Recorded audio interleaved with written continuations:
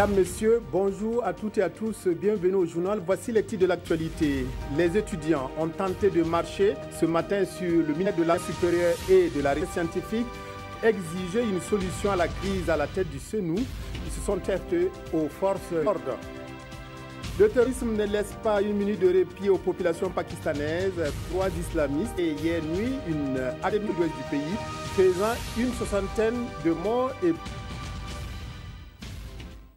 chaude matinée à Ouagadougou où étudiants se sont affrontés coups de gaz lacrymogène. Une marche des étudiants sur leur ministère de tutelle arrivée à terme. Les étudiants des universités publiques manifestaient ainsi contre la crise à la tête du Centre national des œuvres universitaires. Nous, reportage Issa Ouedraogo, Dramandadia. On est par-ci. Des cailloux qui jonchent le sol, barricades par là. La situation était tendue ce matin au campus de Zogona. Les étudiants des universités Ouaga 1 et 2 demandent au gouvernement une issue à la crise au Centre national des œuvres universitaires CNU.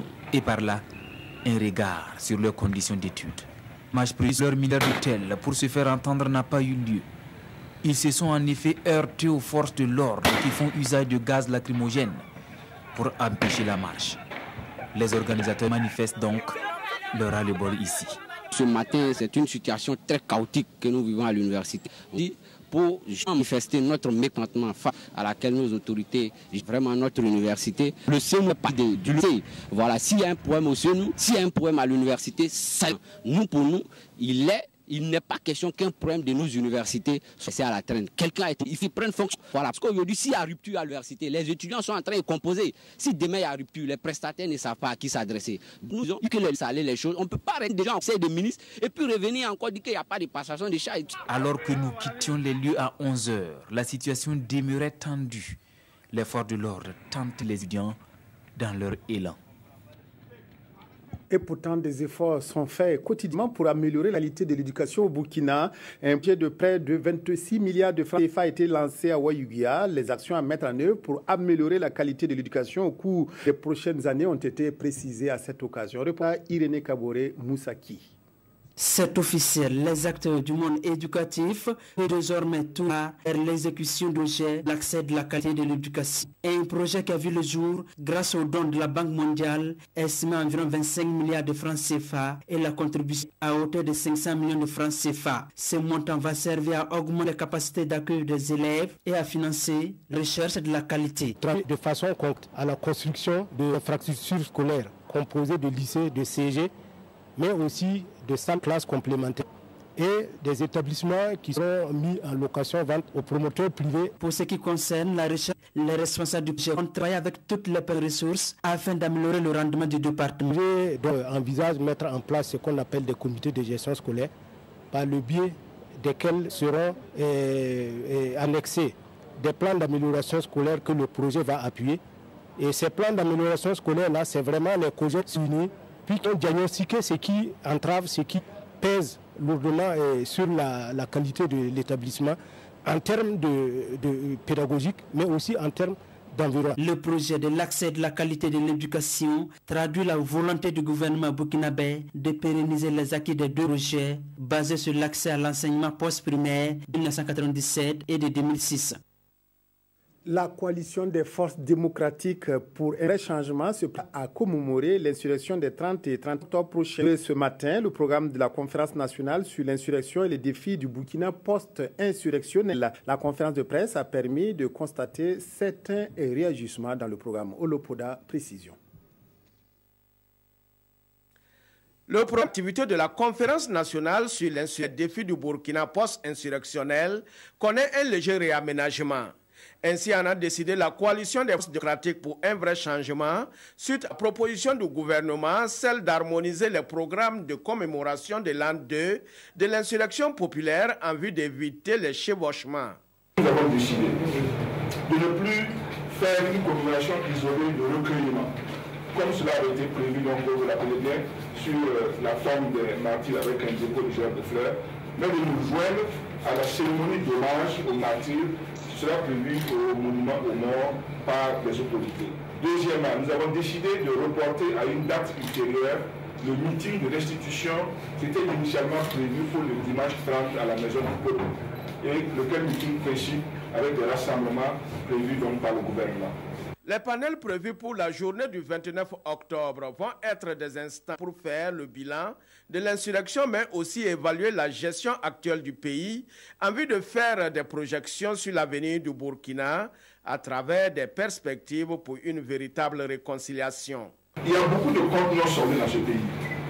L'insurrection est venue en réalité. Donc il y a d'abord une approche globale, même si ce qui est beaucoup plus proche de nous, c'est beaucoup. Deuxièmement, il est clair que la réconciliation ne peut pas occulter importantes qui sont la vérité et la justice. Mais quand je lis à droite et à gauche, y compris encore ce matin dans certaines publications, j'ai compris qu'au moins tout le monde est d'accord sur ces différences-là. Sauf que peut-être on n'accorde pas sur le contenu. Pour la coalition des forces démocratiques pour un vrai changement, les préparatifs de cette conférence nationale vont bon train et plus de 300 participants issus des forces vives sont attendus. Puis nous avons reçu ce communiqué du travail et de la protection sociale.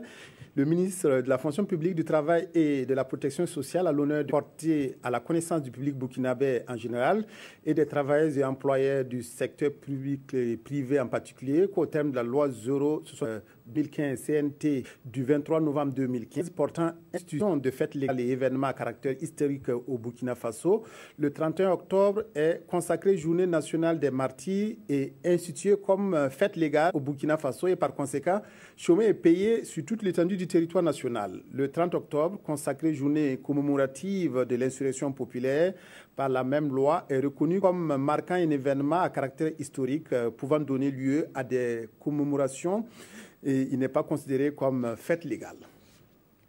Le 3e forum économique international se tient à Paris sous l'égide du groupement international des femmes actives JIFA, placé sous le parrainage de l'opérateur économique Apollinaire Compaoré. Il avait pour objectif de promouvoir l'entrepreneuriat féminin dans les Africains. Reportage de nos envoyés spéciaux Jean-Eudes Ayala, Abdelaziz Yagibo. L'économie des pays africains est touchée de plein fouet par les inégalités hommes-femmes, dont la peau demeure dure. Pour ce qui concerne l'Afrique subsaharienne, il en résulte un manque à gagner estimé à environ 100 milliards de dollars par an, selon le PNUD. Un gap à combler impérativement et pour lequel des voix féminines s'élèvent depuis le palais de Luxembourg de Paris pour appeler les femmes africaines à prendre leur destin en main et à cultiver l'esprit d'entreprise. Femmes politiques, chefs d'entreprise, femmes celles ayant occupé des postes de responsabilité dans des organisations internationales se sont reliées pour partager leurs expériences. J'ai bien apprécié la table ronde sur le leader féminin. C'est vraiment un moment de partage, un moment pour fédérer les projets, les idées. Il faut une volonté personnelle forte pour se lancer dans l'entrepreneuriat, vouloir y arriver. Après, deuxièmement, c'est l'éducation, se former sur les compétences qui vous manquent pour mettre à profit. Troisièmement, il faut accompagner les bonnes personnes qui vont vous guider dans votre chemin vers l'entrepreneuriat. Après avoir posé un diagnostic des difficultés énergétiques et environnementales que connaît l'Afrique et qui pourraient handicaper la contribution de la femme à la croissance, le Forum a plaidé pour un transfert de technologies et de compétences vers les pays africains en quête d'un mieux-être. Nous avons tiré beaucoup de leçons. D'abord, on a parlé de l'OADA, on a parlé de l'assurance, on a parlé de l'énergie et on a parlé aussi du leader entrepreneuriat féminin. Nous avons maintenant besoin d'un accompagnement financier. Il nous faut des bailleurs de fonds, il nous faut des investisseurs. Le JIFA 2016 a été un succès, un réel succès. Et comme nous ne sommes jamais satisfaits, on n'a jamais 100%, donc nous nous disons l'année prochaine, ça va encore être plus fort. Le prochain forum du groupement international des femmes actives JIFA est prévu pour se tenir du 4 au 10 juin 2010 à Paris. Le boom minier que connaît l'Afrique de l'Ouest n'est pas sans conséquences pour les populations et les travailleurs des mines. Au nom des initiatives qui font la promotion du droit des travailleurs miniers, figure l'atelier régional initié par la Confédération nationale des travailleurs du Burkina. La rencontre ouverte hier s'achève vendredi prochain à Ouagadougou. Reportage Roger Kam, Mokoun Dabiré. Les conditions des travailleurs des mines. Voilà qui réunit à Ouagadougou des organisations syndicales des travailleurs de 6 pays de l'Afrique de l'Ouest. Ces délégués veulent analyser l'état des lieux de la situation des travailleurs miniers dans ces pays. On pourra faire une analyse comparative pour voir où est-ce que nous avons eu des avancées, mais aussi il y a des défis à relever.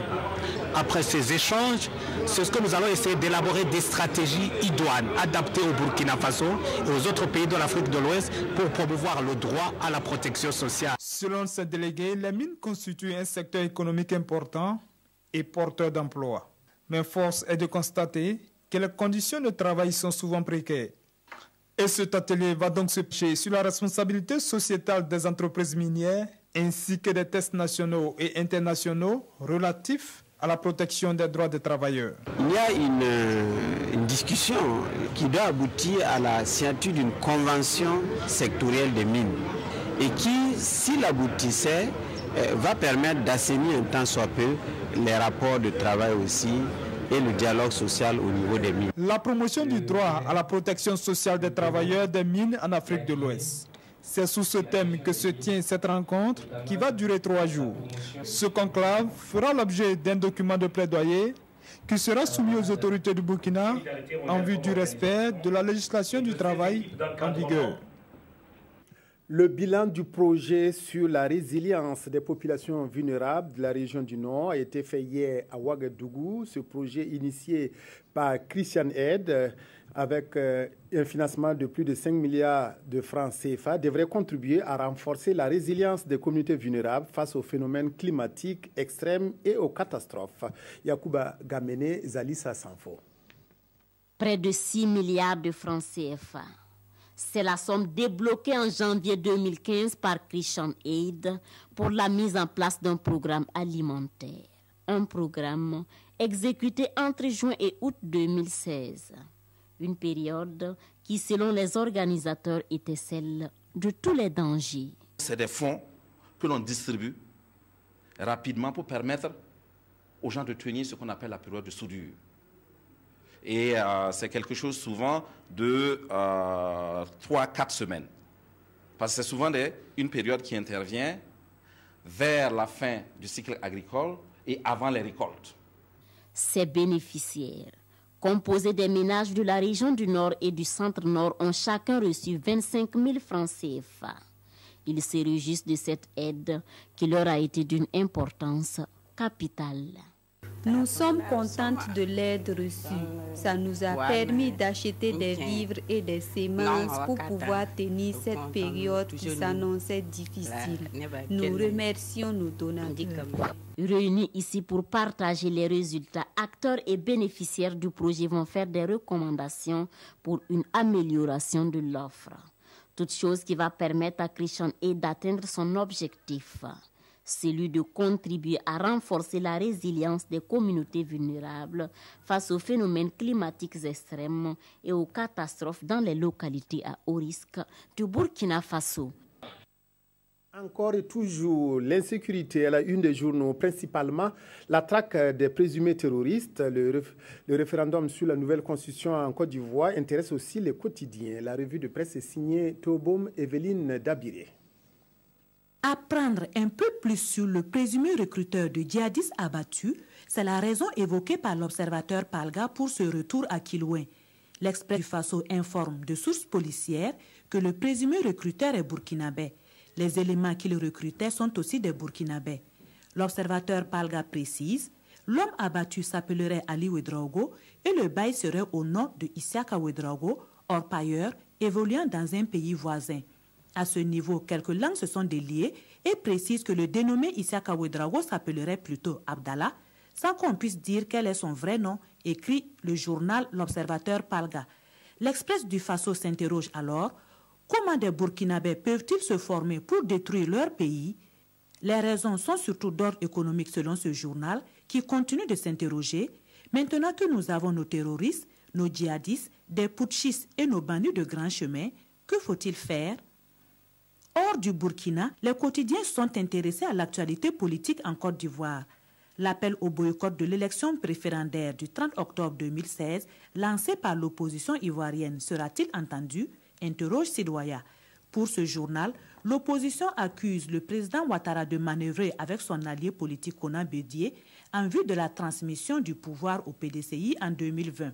En plus, ajoute le journal Le Quotidien, les allégations populaires font de cette constitution une constitution pour les étrangers, pour que l'Ivoirien nouveau, Blaise Compaoré, soit le successeur d'Alassane Ouattara. Sidoé a conclu alors, dans cette atmosphère de positions tranchées entre partisans du oui et ceux du non, il faut croiser les doigts et espérer que les uns et les autres ne franchissent le Rubicon dans leur élan. Se referme votre journal. Merci de l'avoir fêté en notre compagnie. Excellent après-midi à vous sur la RTV.